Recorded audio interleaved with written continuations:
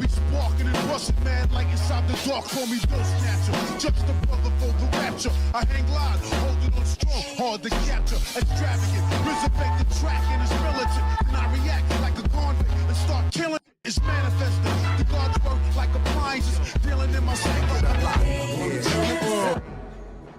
Yo, what's going on everybody? It's your boy Naruto Explain here, bringing you guys another discussion for Boruto Naruto Next Generations, the manga. And for anime only fans, this is the time of the month where a lot of the content that we talk about here on the channel is gonna be spoiler heavy. So I thank you for your support. However, if you're still here, I'm assuming you guys are all caught up with the manga and you do not care about spoilers, or in this case, speculative theories that are based off of stuff that takes place in the manga. So diving right into the actual topic, I want to talk to you guys about Rock Lee and why Rock Lee, when we get to the events after the time skip, is a character that does need to get his just due in the Boruto franchise, because so far, we haven't seen Rock Lee do much of anything. When you get to where we were after the end of the Fourth Great Ninja War, Rock Lee, at the time of the war, was able to open up the Sixth Gate, and when you get into the Konoha Hiden novel, A Beautiful Day for a Wedding, in that novel, one of the things we find out is that Rock Lee, in the time before Naruto's wedding, was able to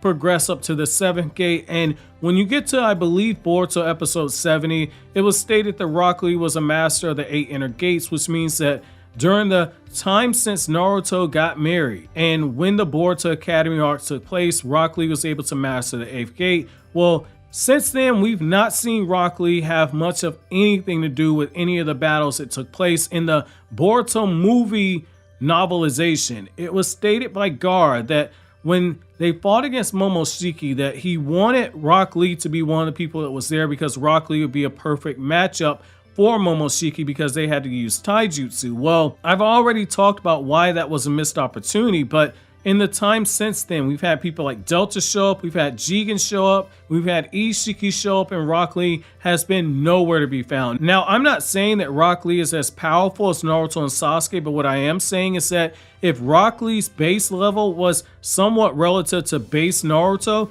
you're in a situation where using the 8 inner gates gives him a hell of a power up depending on how many gates he uses. And we're talking about going up against people that have power that exceeds that of Jigen. Well, now that Naruto has lost the Nine Tails, it's not just the new generation that's going to be training. You can probably bet that it's going to be people from the older generation who train as well, much in the same way that people from Kakashi's generation trained and got more powerful going into the 2.5 year time skip that takes place between Naruto and Naruto Shippuden. Well, I think that you're in a situation where if somebody like Code gets his limiters taken off, Rock Lee needs to be one of the people that's brought there, because adult Rock Lee going into the 6th gate is going to be somebody extremely powerful. And given the fact that he's a taijutsu master, that extra added boost in power is something to where even if Code and his Karma Seal are able to absorb ninjutsu, Rock Lee doesn't use ninjutsu. So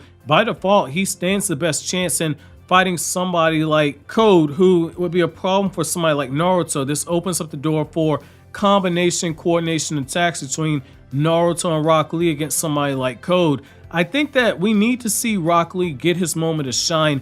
If you look at what they did with Might Gai had moments where you saw when he fought against Kisame in part 1 of Naruto, he did just enough to show you that he was on a different level than somebody like Asuma, who was struggling with Kisame. Kisame knew very quickly that Might Gai was a different animal. Might Gai during that time also showed that, like, hey, I know how to fight against the Sharingan. I'm able to do something as crazy as watching the feet of somebody that has the Sharingan and be able to counter them. You saw Might Gai go up against a clone of Kisame with 30% chakra. You saw Might Gai eventually finish off Kisame right before the war arc. You saw him have his moment against Madara Uchiha. Multiple times we were able to get a glimpse of Might Gai's power and really give us that opportunity to respect the character. I feel like Rock Lee's been done dirty in this Boruto franchise. I know that the whole purpose of Next Generations is to focus on the next generation. I'm not taking away from that, but what I am saying, just as with Naruto's generation, where the generation before them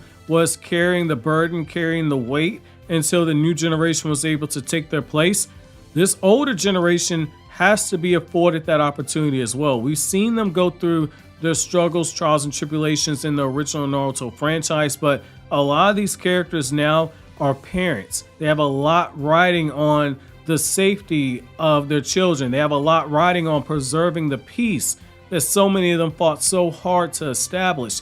This gives you that great opportunity to kind of find that balance, because I think where Boruto as a franchise is kind of messed up is how early on they focus mainly on giving a lot of the action to the children, Team 7 and etc. And then when you get to what happened post Kawaki arc, you're in a situation where everything became Naruto and Sasuke centric, and a lot of it focused on Naruto and Sasuke doing the heavy lifting, and Boruto is more so there as an accessory. I think you have to find that balance right there to where, yes, you allow the older generation to handle some of the combat situations, but you don't make the new generation completely useless as well. There has to be that fine level of balance to where they're able to chip in to a certain extent. And I think that this time skip gives you a great opportunity to where you beef up this new generation of characters to power levels to where they start the process of catching their parents, and then you're able to allow the older generation and this new generation to fight alongside one another. And it kind of cements the fact that a lot of these new gen characters are seen as prodigies, that in that however long this time skip is going to be, they were able to catch up to their parents, to get close to their parents. It's a shonen cliche for people to get this powerful, but it does allow you to hit that balance of allowing these characters to fight side by side to where you're appeasing both sides of the fandom. I think that this is a missed opportunity. It is something that needs to be explored, and I think that Rock Lee kind of represents that. But I want to know from you guys, what are you guys' thoughts on Rock Lee being brought into the story?